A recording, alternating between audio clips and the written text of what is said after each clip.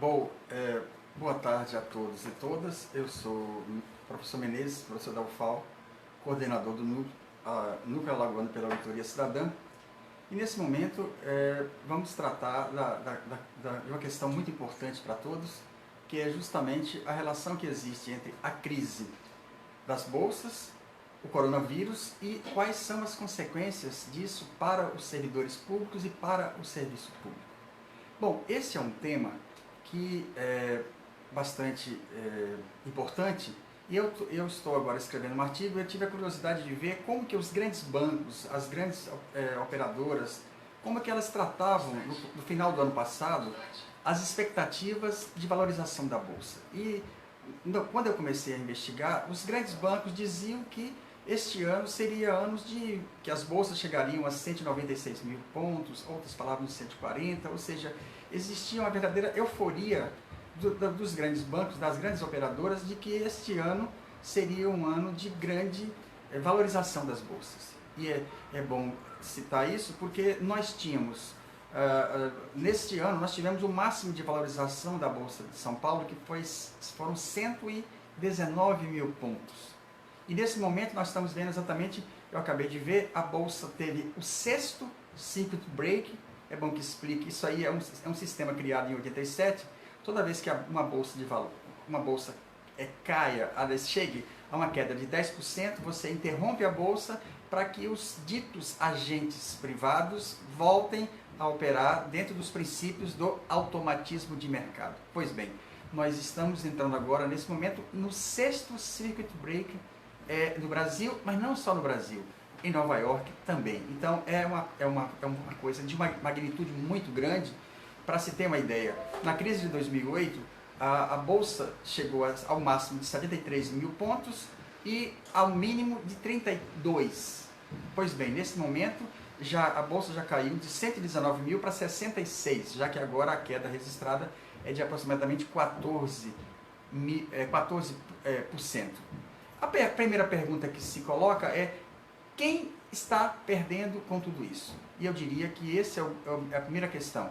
O primeiro derrotado disso é exatamente a reforma da Previdência, porque nesse momento as bolsas estão perdendo e os fundos de pensão também. Mas vamos procurar localizar de onde é que vem isso. Meu argumento é que a crise da Bolsa não pode ser tratada como o coronavírus. Mas o que eu estou tentando colocar aqui é que o coronavírus ou uma nova etapa da crise capitalista. Nesse sentido, é muito importante lembrar que nós tivemos, em 95, nós tivemos a crise mexicana, em 97 a crise asiática, em 98 a crise russa, em 2000 nós tivemos a crise da economia.com, também chamada de bolha da internet. Naquele momento a taxa de juros caiu para 1% no ano seguinte, e o principal é que em 2008 nós tivemos uma grande crise. É muito importante lembrar que isso tudo está associado. Para entender isso, nós temos que ver exatamente esse gráfico que está na frente, que ele trata do PIB e a riqueza financeira dos Estados Unidos. Ele trata de 1946 até 2012. E uma coisa que a gente pode perceber no gráfico é que aqui, de 46 até mais ou menos 70, existia uma aproximação entre o PIB e a esfera financeira. Esse aqui foi o chamado 30 Gloriosos, a época do estado de bem-estar, a época que a economia cresceu em torno de 5%. Então, é muito importante, para discutir esse momento atual da crise, tentar localizar o que significa essa dissociação entre o produto interno bruto e a expansão da esfera financeira. Pois bem, aqui está exatamente o elemento decisivo. Desde 1979 para frente, a esfera financeira foi crescendo em relação à produção. E aqui é muito importante lembrar, ou seja, o que significa 1980?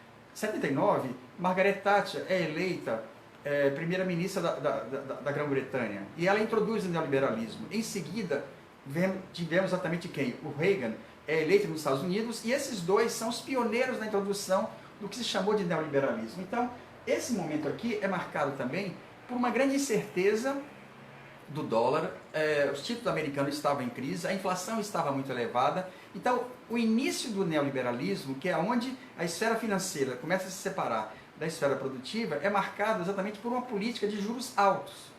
os Estados Unidos elevaram a taxa de juros de 5% para 20%, e dessa forma, os títulos da dívida americana passaram a ser cada vez mais rentáveis. Era muito mais rentável você aplicar em títulos da dívida americana, já que a inflação era de 9 e o título público de 20, então o ganho real para quem aplicava na especulação das bolsas passou a ser muito grande.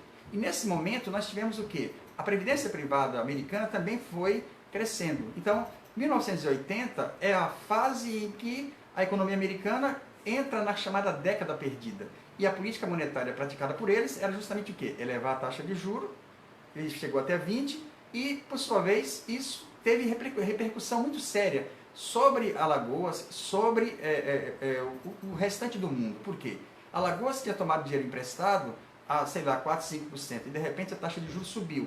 Então, esse processo começou a desajustar as finanças públicas do país. Então, o que nós vamos ver? A partir de 94, 95, essa dissociação é cada vez maior. Então, o que está acontecendo agora é exatamente o quê? Isso aqui significa uma expansão do capital fictício. Isso aqui significa que parte do capital que antes estava na indústria, extraindo mais-valia, ele agora se desloca para quê? Ele se desloca para comprar título da dívida. Aqui existe uma chamada desregulamentação financeira. Aqui temos os novos produtos financeiros. Aqui as bolsas passam a ter o seu grande paraíso. Mas a década foi exatamente porque aqui começa o grande problema para a economia americana. Então, o que nós estamos vendo aqui é exatamente o quê? Isso aqui vai impulsionar as finanças, isso aqui vai, de certa forma, desvalorizar a esfera produtiva. E aí vai cair o nível de emprego, vai cair o nível de salário. Então, é muito importante saber que o que nós estamos vivendo aqui é um momento de máxima dissociação entre a esfera produtiva e a esfera financeira. Vejam só, as bolsas brasileiras saíram de 82 mil pontos para 119 mil sem que a economia tenha crescido, sem que o PIB tenha elevado, sem que a receita do Estado tenha aumentado, sem que o nível de emprego tenha aumentado. Da mesma forma, nos Estados Unidos, as ações também tiveram uma valorização gigantesca sem que aquela economia tivesse crescido de forma expressiva, chegando no máximo a 1, 2%.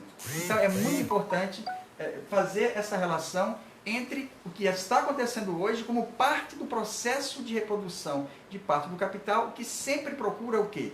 A esfera financeira. Mas o que esse dinheiro, o dinheiro do capital privado foi para onde? Ele entrou dentro do Estado para oferecer segurança privada, previdência privada, saúde privada.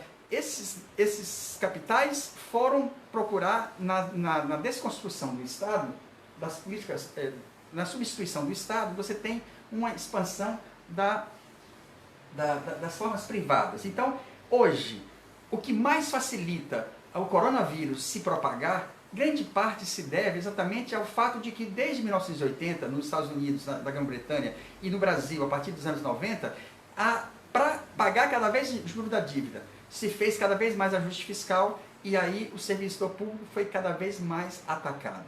Então, o que nós temos hoje é exatamente o quê? Nos países em que se teve o processo de liberalismo, em que os serviços públicos foram privatizados, isto hoje é o grande facilitador para a propagação e para os danos que o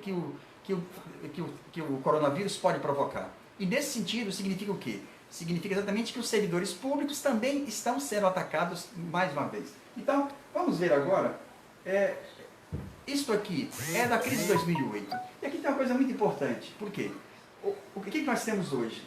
Aliás, aqui em 2008, vamos ver aqui, valor do mercado das empresas cotadas nas bolsas de valores. Em 2005, as bolsas do mundo elas estavam com valorização de 43 trilhões de dólares. Em 2006 pulou para 53, em 2007 para 64 trilhões e em 2008 caiu para 34 trilhões. Então, é muito importante esse dado aqui, porque a crise de 2008, ela foi contida temporariamente, mas ela continua a se manifestar. E uma das coisas mais interessantes e trágicas é porque aqui 30 trilhões de dólares simplesmente desapareceram do mercado de ações. Então isso significou o quê? A falência de grandes bancos, a falência de grandes empresas. E o que nós temos aqui? Nós temos aqui o que era o discurso até então. O discurso dele dos anos 80 é que o neoliberalismo deveria ser implementado porque o Estado era ineficiente, a livre iniciativa era capaz de gerir, então todas as políticas que foram feitas desde 1980 foram no sentido de colocar o livre mercado como sendo determinante. E o que nós vamos ver aqui? A crise de 2008 foi exatamente o momento em que todas as políticas neoliberais, em prática, produziram uma das maiores crises da história.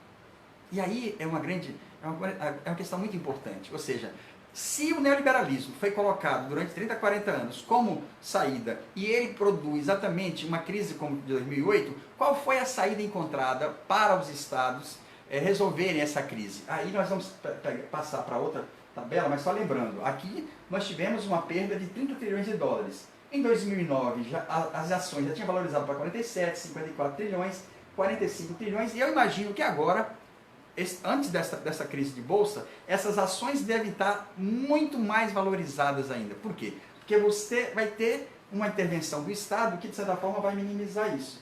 Olha só, a próxima tabela, ela trata dos títulos da dívida interna dos governos selecionados.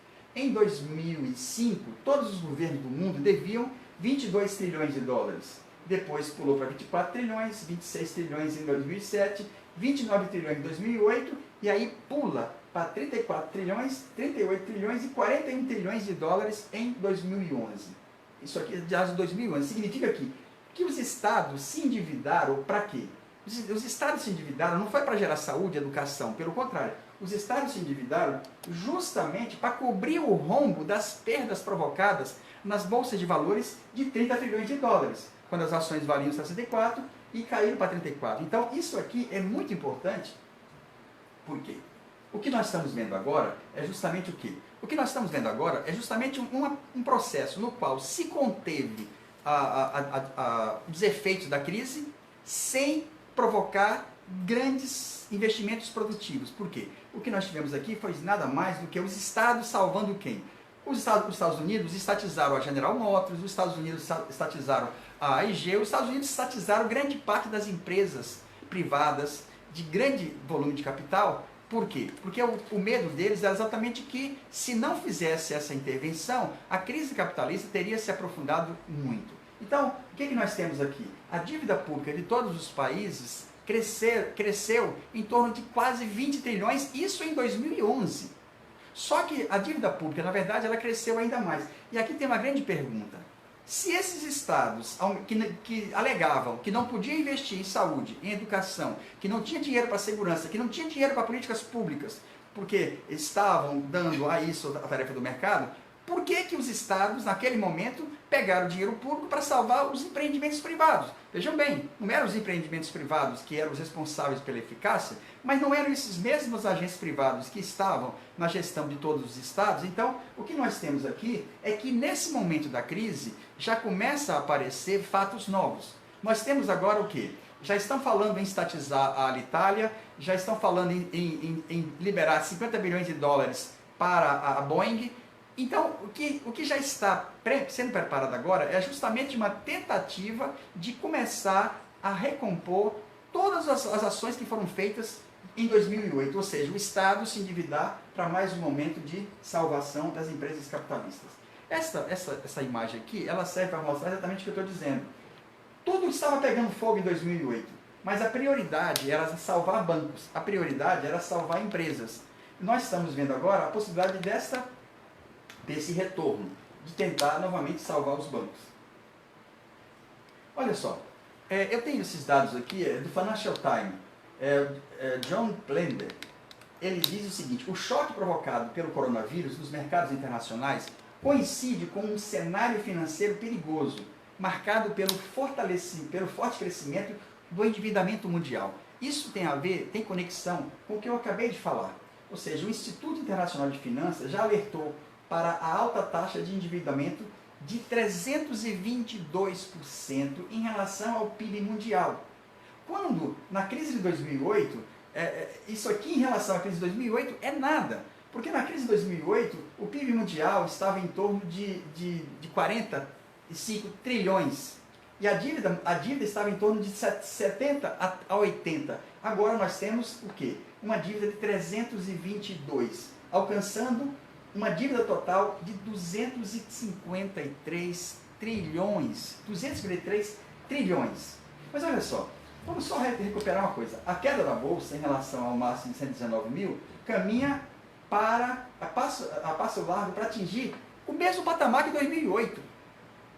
Então, essa dimensão da crise não pode ser tratada como algo meramente determinado pelo coronavírus. É claro que o coronavírus traz outra coisa. Por exemplo, como a crise começa na China e a China passa a ser o grande centro produtor para a economia mundial e também consumidor, tudo que acontece na China tem repercussão. Mas esta crise das bolsas, ela está servindo também para colocar em xeque o próprio sistema de just-time criado nos anos 90, em que você tinha fábricas pelo mundo inteiro, grande parte desses componentes são produzidos na China e as fábricas têm um tempo justo de pegar essas mercadorias. Ou seja, você não tem matéria-prima em estoque. Então, o que está acontecendo agora? Como a China paralisou a produção, praticamente está paralisando grande parte da produção mundial. Ou seja, está em xeque também a reestruturação produtiva baseada no toyotismo que deu à China essa tarefa. Então, o que adianta você estar produzindo um componente aqui se de repente falta uma peça? Quando falta uma peça, você paralisa toda a produção. Então, esse é um componente muito, muito importante. Olha só, na semana passada, a Bolsa teve 4 circuit breaks. Isso aqui eu escrevi agora há pouco, porque na verdade já teve 6. Então, o que significa? Ela está chegando a 55 mil pontos a menos. Então, o que nós já temos até agora de queda da Bolsa de São Paulo significa exatamente o quê? Que nós temos um processo cada vez maior de derretimento. Nós estamos falando aqui de derretimento. E olha só, qual foi a primeira medida que o Banco Central americano fez? Ele já baixou a taxa básica para 0,25 ao ano. Mas espera aí, essa é a mesma taxa básica que ele manteve em 2005. Mais que isso, os Estados Unidos estão repetindo a mesma coisa que foi exatamente o quê? A mesma coisa que eles liberaram 700 bilhões de dólares de imediato quando a crise de 2008 se instalou. Pois bem, acabaram de fazer isso. Mas o curioso é que mesmo com esse pacote emergencial, as bolsas de valores tiveram no dia seguinte uma queda generalizada em todos os cantos. Então, isso aqui começa a apontar, eu diria que a partir de agora, a crise das bolsas vai se aprofundar, não é porque tem só uma base material, principalmente porque o agente estatal que usou dinheiro público, que não foi usado para saúde, para educação, para serviços públicos, porque o discurso neoliberal não permitia, ele está ainda impactado com o volume gigantesco de dívida que foi contraída durante a crise de 2008. Então, o que eu estou vendo é exatamente que nós temos um impasse do tamanho do Estado. Porque o que está acontecendo nesse momento? Nós temos um discurso dos governadores estaduais, do governo federal, de todos na verdade, dizendo o quê? O que o atual ministro da Economia, estou dizendo atual porque poderá não ser mais à frente, o que ele propôs? Ele disse o seguinte: olha, se vocês me garantirem que façam a reforma a reforma administrativa e a reforma tributária, eu asseguro que nós vamos acabar com o coronavírus, que ele chama de coronavírus. Olha só.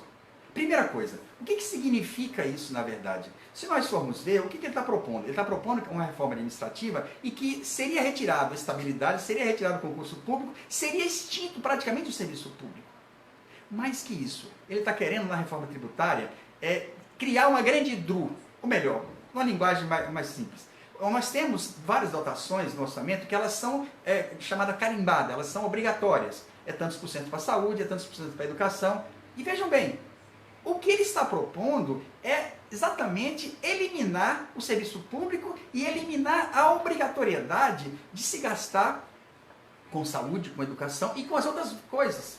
Ou seja, o que está em questão aqui é que este ministro, o que ele está propondo como solução, na verdade ele vai agravar ainda mais. Porque veja bem, qual é o grande problema hoje que nós vamos ter para que o coronavírus seja combatido?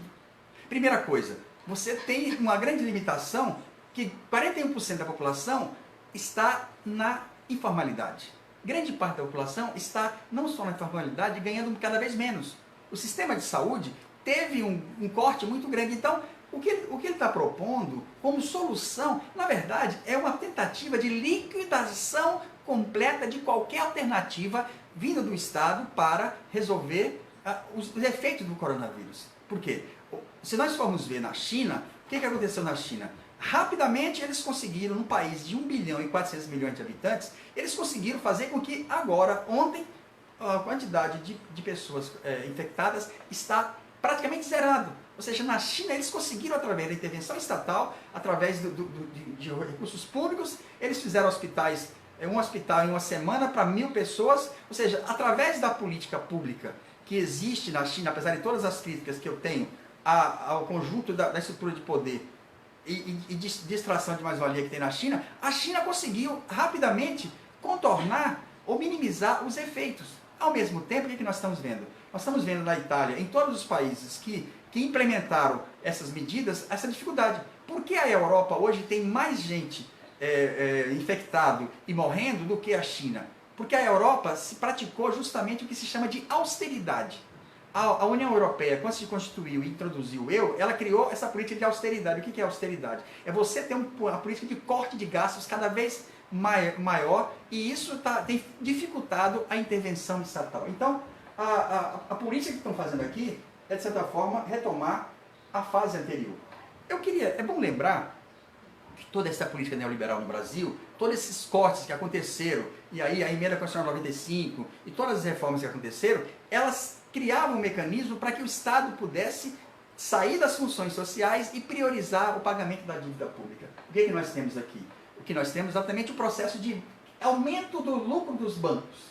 Por que os bancos tiveram lucros tão grandes e hoje eles estão tendo perdas? Porque os bancos, com a privatização do Estado, eles passaram a vender cada vez mais previdência privada, cada vez mais saúde privada, eles passaram a substituir o Estado e não só isso, passaram a comprar os títulos da dívida pública. Então, os bancos acabaram sendo os grandes beneficiários. Bom, esta charge aqui, ela mostra exatamente o que eu acabei de falar. Ou seja, durante a crise de 2008, o Estado que se dizia, os gestores do Estado que se diziam neoliberais, que diziam que o Estado não deveria intervir, quando ocorreu a crise, eles foram exatamente o quê? Em socorrer os grandes empresários. Então, olha só, e uma coisa muito importante que tem que ser colocada nesse momento é exatamente o quê? Aqui nós temos dados levantados pela Pedro Menezes, para a Infomone, que mostra o quê? Se nós pegarmos o que foi os gastos públicos que mais crescem, olha aqui, a arrecadação federal é azul, e os gastos federais, sem os juros, é o vermelho. Se nós pegássemos aqui, sem colocar os juros da dívida, nós teríamos superávit gigantesco. O grande problema dos estados e municípios é que cada vez mais eles passaram a comprometer parte do seu orçamento com o serviço da dívida. Então, vejam só, ano passado o Brasil teve mais ou menos 40% do seu orçamento foi para pagar a dívida pública. 40% sendo para pagar a dívida pública, de onde é que eles tiraram esse dinheiro? Eles tiraram exatamente da emenda constitucional 95, eles tiraram exatamente das políticas de ajuste fiscal que procuraram o quê? Retirar cada vez mais recursos da área social para atender à demanda financeira. Então, este fato aqui é muito sério, porque nós temos que exatamente perguntar qual é a função do Estado. Hoje, como o Estado está, ele faz o quê? Ele cobra imposto de pobre, faz renúncia fiscal para rico, paga juros da dívida e privatiza todas as funções. Então, é muito importante termos atento esses dados para mostrar que, se não fosse os juros da dívida, o Estado brasileiro teria condições de ter dinheiro para poder cumprir as mínimas funções sociais. Quanto tempo? Tem meus 4 pontos já? Não, fale. Pode falar. Não, é que eu esqueci a sequência. Qual a importância da reforma no liberalismo que vai enfrentar o... Ah, sim. Como podemos enfrentar o coronavírus? eu diria que o coronavírus, ele, como eu falei anteriormente, ele teve na destruição do serviço público, na privatização de tudo, exatamente o seu caminho aberto. E aí, uma questão muito importante é exatamente o quê?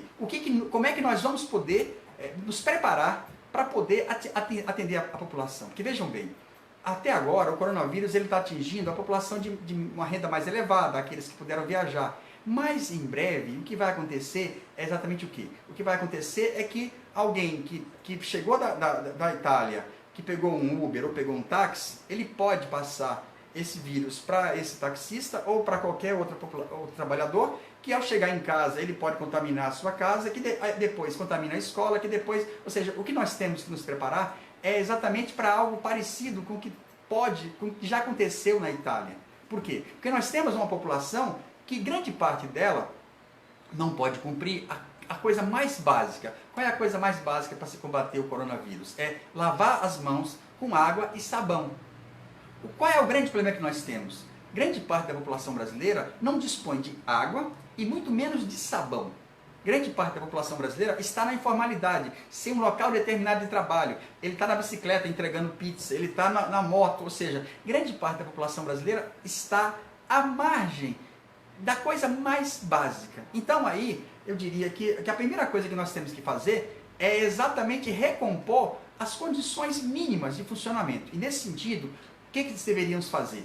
Nesse momento, a Auditoria Cidadã propôs um documento e todas as centrais encamparam essa proposta. Essa proposta está justamente o quê? Nesse momento, suspender o pagamento da dívida pública, que nesse país representa em torno de R$1 trilhão, e com parte desses recursos, providenciar uma ação emergencial. O que significa uma ação emergencial? Nós temos parte da população brasileira que não pode ficar de quarentena.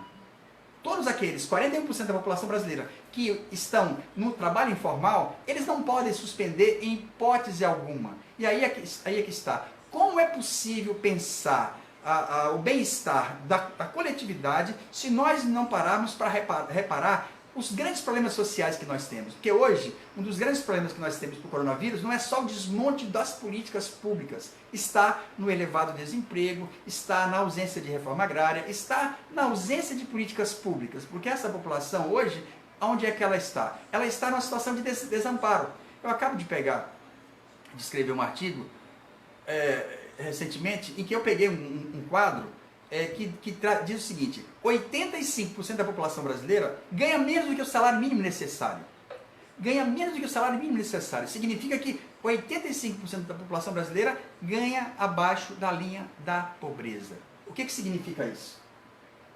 Significa justamente que nós estamos numa situação de pauperização. Então, se não tiver uma política que possibilite recursos públicos para investir maciçamente em saúde, em educação, que possibilite restaurar as condições de empregabilidade. Ou seja, se nós não pensarmos algo que vá no sentido de resolver os problemas sociais agravados ainda mais com as políticas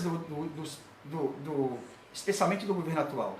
Ou seja, o que nós temos aqui agora é exatamente saber que para pensar o combate ao coronavírus, nós temos que repensar exatamente toda a política neoliberal que, como é que eu diria, abriu caminho para fragilizar os mecanismos de resistência que nós poderíamos ter. Então, eu diria que esse documento assinado por todas as centrais, ele é de fundamental importância, mas não só isso. Esse momento, nós temos que pedir a suspensão do pagamento, mas nós temos que fortalecer cada vez mais o movimento pela auditoria da dívida. Isso está na Constituição brasileira. Infelizmente, os vários governos que passaram não deram andamento, mas na situação que nós estamos, nós precisamos exatamente procurar entender de onde é que veio essa dívida histórica. Por que o Estado brasileiro está gastando 40% com os juros da dívida? Por que o Estado brasileiro não possibilita o concurso público? Porque os servidores públicos que nós temos hoje, dentro de 8 anos, possivelmente, nós não teremos mais servidor público. Porque grande parte vai se aposentar, e a pergunta fundamental é essa: o que nós precisamos fazer nesse momento? É criar uma grande mobilização para fortalecer o movimento da Auditoria Cidadã, levar para o conjunto da população que parte da dívida pública está comprometendo as políticas sociais, Porque a questão que está aqui é bem clara. Uma coisa é o coronavírus atingindo um país da Europa que as pessoas têm um padrão de vida mínimo. Outra coisa é num país como o nosso, em que o sistema de saúde está sendo desconstruído. A emenda constitucional 95, ela tem que ser revogada, ela tem que ser questionada. Por quê? Por que fizeram a emenda constitucional 95? Fizeram exatamente para que congelasse os gastos sociais durante 20 anos. Para quê? Para pagar a dívida pública. Para pagar a dívida pública que compromete R$1 trilhão. Para vocês terem uma ideia, o que significa R$1 trilhão? É mais de 10 vezes a destinação para a saúde, para a educação. É quase 10 vezes para a educação e saúde. Então, essa é a coisa muito importante. Ou seja, o que nós estamos vendo aqui hoje é uma crise capitalista numa nova dimensão que teve como faísca o coronavírus, só que tem uma coisa. A questão toda que nós temos que trabalhar agora é quem é que está sabendo exatamente disso. Porque nós vivemos durante um período agora um massivo movimento de fake news em que destrói completamente a realidade, que não permite, através da grande mídia, que chegue a verdadeira informação sobre o orçamento brasileiro, que a população brasileira não consegue fazer a conexão entre a política neoliberal em andamento e a destruição do seu... como é que eu diria assim? O encerramento das suas possibilidades. Por quê? Muita gente que perdeu o emprego e agora está tentando fazer o quê? Está tentando na informalidade. Mas o que está acontecendo? Com a política de privatização, com a destruição do Banco do Brasil, da Caixa Econômica, da Petrobras e tudo mais, nós temos o quê? Nós temos um encurtamento de emprego e as pessoas que estão na informalidade, elas não vão ter para quem vender. Então, é a situação que nós estamos passando, e especialmente o estado de Alagoas. O que o estado de Alagoas tem? Nós temos praticamente a cana como uma das atividades principais, e nós temos o turismo. E o que está acontecendo agora é que o turismo vai sofrer consequências muito grandes. Então, aprofundar esse debate é muito importante porque tem uma complexidade, mas o que nós não podemos deixar é exatamente de convocar todos os trabalhadores, todos os movimentos sociais, para entender esse fenômeno. Porque se nós não fizermos isso, mais uma vez, eles vão pegar dinheiro público que não tinha para a saúde, para a educação, para a segurança, para concurso público, para salvar as empresas privadas e, mais uma vez, tentar responsabilizar os servidores públicos como se eles fossem responsáveis. Para vocês terem uma ideia, os servidores públicos estão, na maioria das vezes, sem concurso público, sem respeito à carreira, sem reajuste, uma grande parte já está terceirizado. Então, é muito importante atividades como essa aqui, porque nesse momento agora, a impressão que eu estou tendo é que a mídia está fechando ainda mais o espaço para um pensamento crítico. Eu não vejo em nenhum canal alguém que tenha um pensamento crítico na área de economia ou qualquer área social poder ser chamado. Ou seja, nós estamos vivendo um momento exatamente em que os fake news que estão sendo divulgados tentam dizer o quê? Eu estou vendo isso em parte como pessoas próximas da minha família. Estão dizendo que o coronavírus é uma invenção chinesa, estão dizendo, ou seja, estão desvirtuando completamente o que está acontecendo. Então, é muito importante aqui ressaltarmos que temos que procurar dar andamento a essa discussão, colocada agora pelas centrais, de que existe dinheiro sim. Dizer que esse país não tem dinheiro, eu acabei de mostrar aqui, esse país tem dinheiro e muito. Ele arrecada sempre mais do que o que ele gasta. Desde que possamos fazer o quê? Como eu havia colocado, a suspensão do pagamento, ela tem que ser acompanhada pela auditoria. Mas mais que isso, nós temos que fazer disso um grande movimento. Porque nós temos que criar mecanismos de contrapor todas as mentiras colocadas pela grande mídia. O que a grande mídia hoje está fazendo? A grande mídia já está preparando o terreno para justificar mais um pacote de dinheiro público para salvar os grandes empreendimentos. E nessa hora nós temos que fazer a seguinte pergunta: qual é a função do Estado? Se o Estado Nacional for simplesmente para cobrar imposto de pobre, repassar através de renúncia fiscal para rico, pagar a juros da dívida e privatizar todas as funções, nós vamos caminhar para a barbárie. Então, a grande preocupação aqui é que se nós não tivermos essa unidade entre todos os setores do serviço público, no sentido de mostrar para a população que não é só para combater o coronavírus que nós precisamos do serviço público. O serviço público é parte dos direitos que estão na Constituição. Se nós formos ver, a gratuidade, o direito à saúde, tudo isso está na Constituição. Mas isso aí está ficando como letras mortas. A emenda constitucional 95, o que ela procurou fazer? Desconstitucionalizar esses direitos. E aí o que ela faz? Bom, daqui 20 anos, congela os gastos sociais. Mas aí que está. Como é que está a situação da saúde pública em Alagoas? 90% da população só depende do SUS. O que nós temos aqui, na verdade, é uma tentativa, através da reforma administrativa e através da reforma tributária, o que o governo quer fazer agora é liquidar tudo isso. O que o governo está tentando dizer é exatamente isso. Se vocês me fizerem a reforma da Previdência, a reforma administrativa e a reforma da tributária, eu acabo com o coronavírus. Mas, na verdade, vamos só ver como é que foi o argumento anterior? Vamos lá. Quando começou o argumento para a reforma trabalhista, diziam exatamente o quê? Se vocês me garantirem a reforma trabalhista, nós vamos duplicar o número de emprego. O que aconteceu depois?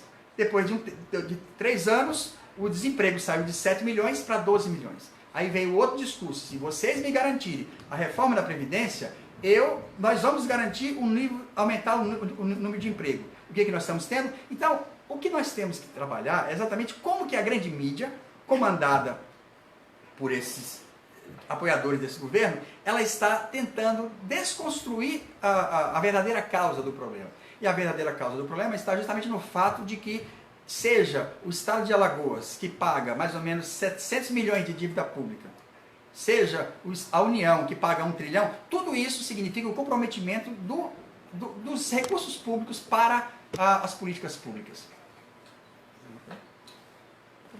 Quer continuar? Sim. Certo. Faltou, assim, a crise da Bolsa de Valores e a questão do fundo de pensão. Ah, sim, essa é uma questão muito importante. E é uma questão não fácil de ser percebida. Porque olha só, quando você tem um fundo de pensão, o que ele faz? Ele pega seu dinheiro e aplica em 2 coisas principais. A primeira, ele compra em título da dívida pública. O outro, ele compra ações. Então vejam bem, se nós tivermos agora mais ou menos 50 mil, talvez 55 mil pontos, eu não sei quanto é que foi a queda agora, significa que grande parte do dinheiro da Previdência privada foi perdido. E aí é uma questão muito séria, porque vejam bem, eles disseram que se fosse aprovada a reforma trabalhista, o emprego iria dobrar, disseram que se tivesse a reforma da Previdência, que nós teríamos direito à Previdência segura, e o que nós estamos vendo, na verdade? O que nós estamos vendo é que aquele dinheiro dos fundos de pensão aplicado em ações também derreteram nesse momento. E aí nós temos um problema que já estava forte antes. Se nós pegarmos a Petrobras, os trabalhadores da Petrobras já tinham perdido 28 bilhões. 28 bilhões que 14 a Petrobras vai repassar e 14 bilhões eles vão ter que pagar. Se nós pegarmos os trabalhadores dos Correios, eles já estão pagando 26% do seu salário. E aí é que está. Essa crise, ela mostra exatamente que tanto a reforma trabalhista como a reforma da Previdência, elas só servem para retirar direitos. E aí estão esquecendo de uma coisa, é que quem são os consumidores? E os consumidores, em grande parte, são trabalhadores. Esses trabalhadores, quando tinham um maior salário, eles compravam mais. Esses trabalhadores, quando tinham... Por exemplo, peguei meu contra-cheque ontem e eu fiquei estarrecido. Eu vou ter que pagar mais 741 reais de previdência. Eu vou ter que pagar mais 700 e poucos reais de previdência. Significa que estão retirando o meu poder de compra. Não só isso, esse mesmo governo está impedindo que eu tenha a minha progressão funcional, está impedindo que eu tenha reajuste. Ou seja, o governo todos os governos já estão nomeando os servidores públicos como se eles fossem responsáveis. Então, o grande problema que nós temos aqui não é só esse. É que os regimes próprios de previdência, que funcionam pelo sistema de capitalização, vamos pegar o caso da Alagoas Previdência, eles pegam esse dinheiro e aplicam no mercado. Se eles aplicaram numa empresa e essa empresa teve uma perda gigantesca na bolsa, significa que não vai ter dinheiro. Então o que está em xeque aqui é também a própria reforma da Previdência. Então todos os remédios que esse governo está propondo são remédios que, na verdade, aprofundam ainda mais a crise social, aprofundam ainda mais a situação de barbárie. Agora, o que mais me deixa preocupado é que nesse país, grande parte da população, 52% da população, ganha até um salário mínimo.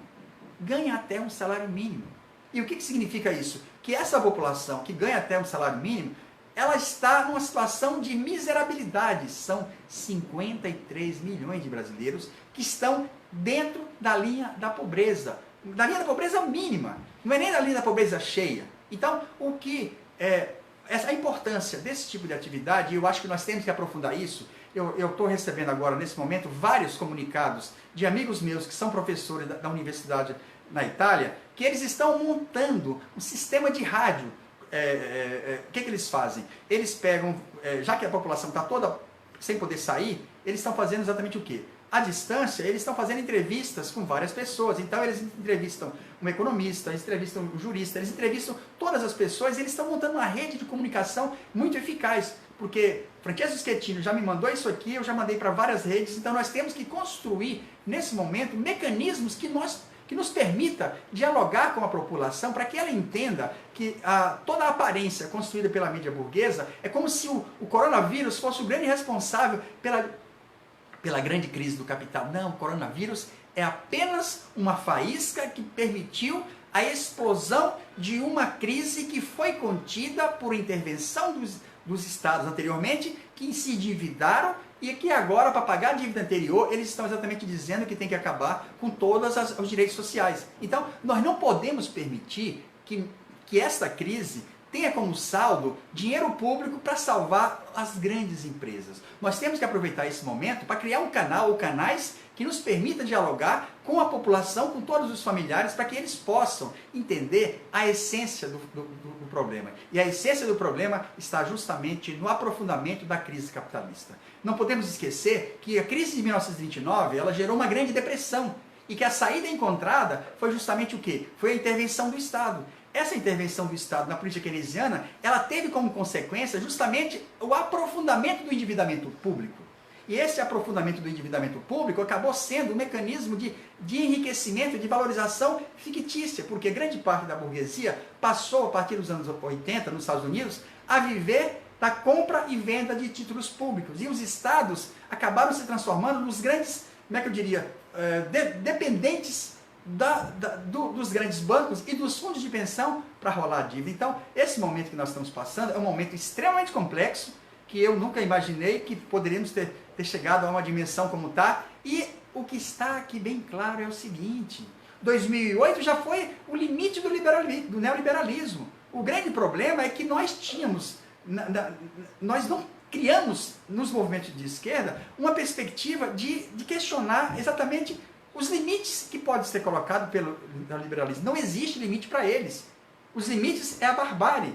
E a barbárie, ela já está em andamento. E o que nós temos que fazer aqui nesse momento, que nós vamos passar alguns dias em casa, nós precisamos exatamente criar esses mecanismos, nós precisamos fazer o máximo possível de informação, porque nós temos que construir uma formação política que nos permita ir além da conciliação de classe. Nós precisamos sair daqui com mecanismos que nos permitam exatamente comunicar, mobilizar, mas não simplesmente um movimentismo qualquer, um movimentismo que nos permita fazer um ato, mas um movimento, ações que nos permita formar uma nova geração, porque a nova geração precisa de estar na luta. E o grande problema que nós temos é exatamente isso, é que nós abandonamos, parte da esquerda, aqui e no mundo, nós abandonamos a perspectiva de formação política. E essa formação política, ela é indispensável, porque sem formação política nós não vamos conseguir entender a complexidade do mundo atual. Olha, para eu que comecei há algum tempo atrás, a formação política que eu tive, ela talvez seja... o que nós precisamos hoje é algo muito mais... que é muito mais complexo. Nós temos uma situação em que os trabalhadores estão no processo de desconstrução cognitiva, ou melhor, de dificuldade de entendimento, e parte dos partidos de esquerda, de certa forma, está preocupado apenas em 2022. Olha, nós temos que ter solução agora, nós temos que ter, e a solução começa por com quem eu vou estar, qual é a perspectiva de luta, e aí eu vou dizer, nós temos que voltar a lutar pela independência de classe. Nós não podemos mais cair na tentação de acreditar que qualquer movimento que faça a conciliação de classe vai resolver o nosso problema. Então, Tem mais alguma coisa? Tem sim. Diga. A grande preocupação das pessoas, vai faltar alimento aqui no Brasil com essa Bom, crise? a pergunta é, vai faltar alimentos? Na verdade, Já falta. nós somos o maior exportador de alimentos do mundo. E somos o maior exportador de alimentos para o mundo, que na verdade parte desses alimentos é para alimentar gado. É para alimentar animais na China, na Europa. E esses alimentos saem daqui sem pagar imposto, porque a lei Candir não permite. Então, falta alimento a cada momento para a população brasileira. Agora, vai faltar alimentos? Eu diria que, no primeiro momento, qual é o grande problema? De imediato, nós vamos ter muitas pessoas que vão comprar e estocar comida em casa. Mas, para mim, o problema não é esse. O problema é, e os 41% que vivem da informalidade? Eles vão continuar a ter remuneração? Eu sou servidor público e quando voltar à atividade, eu vou repor toda a minha atividade.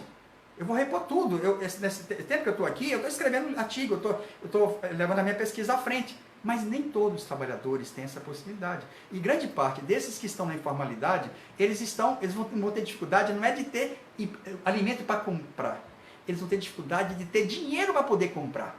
Por quê? Porque só no Nordeste nós tivemos o corte de Bolsa Família, foi gigantesco. Então, nesse momento, nós temos que, por exemplo, já se pensou, em alguns países da Europa, está se pensando uma forma de remuneração para aqueles que estão na informalidade. Por quê? Porque esses vão ser os mais vulneráveis. De nada adianta a gente fazer campanha para que as pessoas possam lavar as mãos e ter álcool gel. Na verdade, as pessoas não têm água, não têm casa, não têm sabão. Então, pensar uma solução significa exatamente o quê? Nós vamos ter que discutir reforma urbana, nós vamos ter que discutir reforma agrária, nós temos que pensar e refletir por que nós permitimos um sistema, um modelo econômico que deixa de fora 70% da população, ela está marginalizada. Porque mesmo os que ganham 2 salários mínimos, eles estão abaixo do salário mínimo necessário do DIEESE. É bom lembrar que todos aqueles que ganham abaixo de R$ 4.400 estão dentro da linha da pobreza. Nós temos um modelo de desenvolvimento que nunca se preocupou com o mercado interno. Por isso que nós estamos sempre necessitando de exportar. Então, a possibilidade de faltar alimentos, ela já está colocada. Só que a gente trata isso como natural. Ou seja, há um tempo atrás, alguém trouxe um índio para mostrar para ele como é que funcionava, o Cortella que falou disso, como é que funcionava um supermercado. E aí o índio chegou ali e ele falou assim, mas espera aí, ele lá fora ele viu um monte de gente caído na rua com fome. Aí ele perguntou, poxa, como é que pode vocês permitirem que tanta comida aqui represada e tantas pessoas lá passando fome? Ou seja, essa é uma questão muito importante, ou seja, por que tantas pessoas estão nessa situação de penúria? E o pior é isso, é que parte desses que estão nessa situação de penúria estão num processo político tão atrasado, tão motivado por questões supostamente, sei lá, eles estão preocupados com algumas questões religiosas e na verdade o que nós temos? Muitos desses apoiaram e apoiam o atual governo, ou seja, é um processo de formação política que vai ser muito difícil, por quê? Porque os que estão mais atingidos estão desorganizados, não estão em sindicatos, não estão em movimento nenhum, e estão acreditando, inclusive, que o coronavírus é uma falácia. Então, o grande dilema que nós temos agora é exatamente como que nós vamos recompor todo o tempo perdido que nós tivemos. Por quê? Porque nós tivemos vários anos em que não se pensou a formação política. Então, eu acho que o grande dilema agora é também pensar o que essas pessoas vão precisar para comer. Porque imagina só alguém que está desempregado, sem se alimentar, sem ter uma casa, sem ter sabão para lavar a mão. Ou seja, estes vão estar numa situação muito mais fragilizada, porque esses estão com fome. E eu ainda não sei como é que... Aí alguém estava falando assim, o coronavírus talvez não seja eficaz em países com clima quente. Olha, eu diria, pode talvez não funcionar, mas com um país em que grande parte da população está passando fome, uma grande parte da população que não tem esgoto, uma grande parte da população que não vive nas condições sanitárias mínimas, que não tem acesso à saúde pública, ou seja, se há algum problema climático, o modelo de desenvolvimento desigual que nós temos, ele é o facilitador. Por quê? Porque é a pessoa que não tem acesso à informação, que não tem acesso, que nem é que não tem acesso à informação, ele não vai ter dinheiro para comprar o álcool gel. Então, eu acho que o grande problema agora é que nós vamos ter que pensar como enfrentar o coronavírus no país mais desigual do mundo. O país mais desigual do mundo. Ou seja, e o que significa? Para combater o coronavírus, nós vamos ter que resolver o problema daquele que sempre ficou à margem. Porque no modelo de desenvolvimento que estava aqui, esses que ficavam à margem, ninguém estava preocupado. Só que na hora que esse vírus chegar no segmento de menor renda, nós podemos ter, se na Itália, que vacilou, no momento de enfrentar tudo isso, nós estamos tendo, a Europa tem mais mortes hoje do que a China. Então o grande facilitador para essa tragédia ser ampliada é justamente o modelo, e não só isso. Como que a elite ou a classe dominante brasileira pensa o pobre? Ela sempre pensou como se ela estivesse ainda na escravidão. Ela sempre pensou em subtrair qualquer direito. Porque ela nunca esteve preocupada em ter mercado interno. Porque ela sempre achou que ia exportar a cana, que ia exportar o café, que exporta o trigo, que exporta os produtos feitos aqui. Ela sempre pensou no mercado externo para vender seus produtos. Ela nunca pensou nas condições mínimas do mercado interno. Então, quando as reformas neoliberais aprofundadas pelo atual governo atacam os direitos dos trabalhadores, ela está abrindo caminho para que o coronavírus possa produzir uma coisa que eu não desejo, que é justamente produzir um dano com um nível de morte muito elevado. Nós temos que, nesse momento, pensar o combate ao coronavírus como também um combate às desigualdades e à miserabilidade que a população brasileira estava e continua ampliando. Reforçar quais são as medidas, né, para poder combater, né? Bom, então, vamos só lembrar. A primeira questão que está colocada, e eu vou ficar nessa questão central, as centrais já encaminharam. O Movimento Auditoria Cidadã elaborou alguns aspectos e as centrais lançaram agora. Então agora nós vamos ter que ter exatamente isso. Se existe um movimento, que as centrais nacionais dos trabalhadores estão dizendo que existe dinheiro para pagar os serviços públicos e assegurar as condições de enfrentamento, eu acho que nesse momento o que nos cabe é exatamente procurar, no futuro, inclusive construir uma greve geral. Porque eu acho que se nesse momento nós não conseguimos fazer, que hoje era o dia 18, seria o dia de paralisação de toda a educação, de todo o setor educacional, eu acho que nós temos que agora construir caminhos para colocar em xeque as políticas que estão aí. E eu diria que uma coisa que vai ser mais dramática, que ninguém está percebendo, é que se está paralisando as atividades econômicas, nós temos um segmento que já estava atingido, que são os caminhoneiros. Porque agora, o que vai acontecer? As pessoas não vão deixar só de ônibus, as mercadorias vão deixar de ser transportadas. Então nós temos aqui um problema muito grande. Se não me engano, são 2 milhões de caminhoneiros que vão ficar, que já estavam numa situação bastante dramática. E olha, uma coisa bem importante. O governo atual, reproduzindo o que o Temer colocava, criou um sistema de tarifas, de preço de combustível, baseado na variação do preço do petróleo e do dólar. Veja bem, o petróleo chegou agora há pouco a 29 dólares, ele estava a 74. E a pergunta que eu estou fazendo aqui é, por que essa regra, que era usada para aumentar o preço da gasolina, quando o preço do petróleo subia, por que ele não está sendo praticado agora, no momento em que o preço do petróleo caiu? Ou seja, o que nós temos, na verdade, é um grande engodo. Porque o grande problema daí não está nisso aqui. O grande problema é que esse governo está destruindo a Petrobras.